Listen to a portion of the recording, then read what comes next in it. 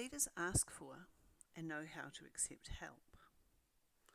Personally, I know I am terrible at this. I have an idea and my brain runs at about 1,000 miles an hour. I am continually thinking of the next thing, the next idea, the next system, and what needs to happen. Two things here. I sometimes forget to stop and appreciate what is happening, savor the moment, and linger in what is good. And then I get so caught up in what needs to happen next, I get impatient, can't wait, push forward to get things done. I either don't ask for help or even worse, I ask for help and then go and do the task myself. Let's start with your leadership indicators, your philosophy, as opposed to your leadership style. I'm not a believer in leadership styles.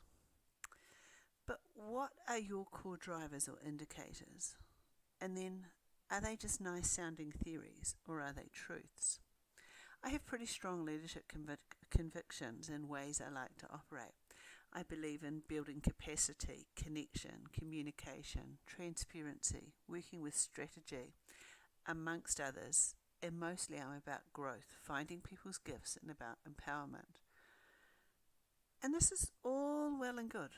I live this most days, but my stumbling block is the ability to ask for help and the impact of what happens when I don't. Not to delegate, but to ask for help. Let me explain more. Delegating tasks, talking through responsibilities, and working through roles is easy. We sit, we work out what needs to be done, we talk about what has happened, we make a plan, we strategize, and people leave knowing what to do and how to do things, timelines, and with support or resources they need. I can do that, and I do it pretty well. But it's the other type of help I'm shocking at.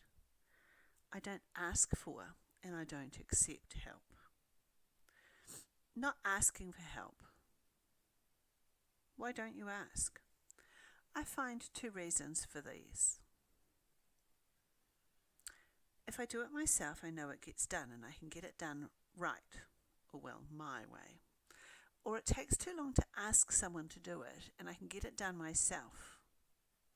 But the impact of doing this is I do work that is really somebody else's to do. I take work away from those who should be doing it and create an air of distrust or rescuing. I end up spending my time on tasks that aren't mine and not giving my focus to the hard tasks I have on my list. And in turn, I disempower the people who really need to do this. In the longer term, I crush the team or create a team that aren't motivated or won't go the extra mile when we need it. My family suffer and my team never peak. I work all hours and my team enjoy their weekends with little care or respect for the fact that I am working. I'm not so bad at this one. This isn't me so much, but the second category is me all over and where I have to work. Everyone else is busy and has their own time to get their own work to get on with. They need to leave. They have things to do. So maybe I can just do the work that needs to be done. I don't want to ask because I don't want to intrude. I feel like I should just get on with things and do my job and do what has to be done. It's my job to do this, not to ask someone else to do it. And the impact of this is that I stretch myself too far, too thin, and in the end, we all suffer. I might feel like that I'm being humble or I'm doing as I'm meant to do. People respect you for working hard. They see the hours that you put in. They see you are prepared to work alongside people to do your share and they admire this. But they offer to help. And then, after so many refusals, they stop asking. They know you won't say yes. Simple things, like they offer to carry your bag as you walk out the door loaded up. They offer to open their door. They offer to stay late with you to get some things finished. This is me. Why can't I ask for help or even accept help? Maybe leaders accept help is a better line. What is the impact if I accept help, or even better, ask for help? Well, I grow kindness in the world. If someone offers, they're doing it from one of two lenses. They either feel obliged to, or more so, They see where they can help you and genuinely want to help. Either way, it is a way that people feel they can be of service and they can connect and they can give.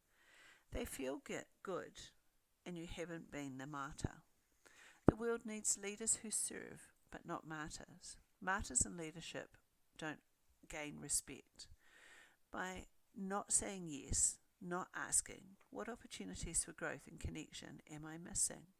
What messages am I sending? I want people to see me as a person who works hard, but I don't want them to see me as someone who won't accept help. Ironically, I'm the first to help and to offer. I love helping. I love doing this. And the feeling that I get from helping is an intrinsic driver to ask again. I really enjoy helping, but I forget that others might like this too. I need to have the courage to ask, to say yes, to say thank you. It is for us all. It's okay to not be totally independent. Independent is a great quality, and as a female in the 1980s, it was drilled into us that girls can do anything, we can do anything, but we don't have to do everything.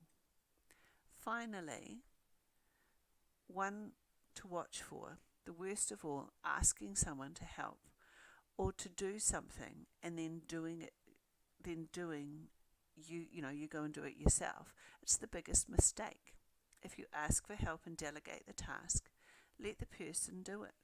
For me, when this happens, this is mostly my own fault. I'm frustrated because I've asked for something or delegated a task and then it's not done in the time frame or the way I want it.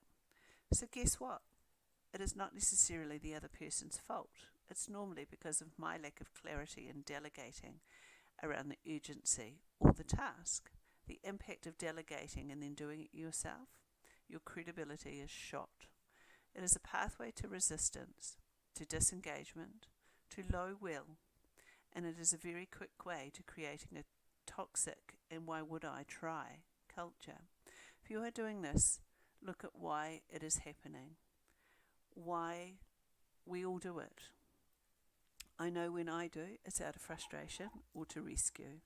And both of those are my problem, not the other person's. So in short, how good are you at asking for help? How good are you accepting help? Both are important leadership skills. What is the impact if you do? And most importantly, what messages are you sending if you don't? This time of the year is hard with start-up or wind-up. It's not business as usual. Leaders need help. Leadership is hard enough. Mental health and physical well-being are massive factors in the fall of leadership. But it is because we don't ask for help and accept help. Look around, speak up. There are plenty of people there who want to help you. Let them, and grow them through this.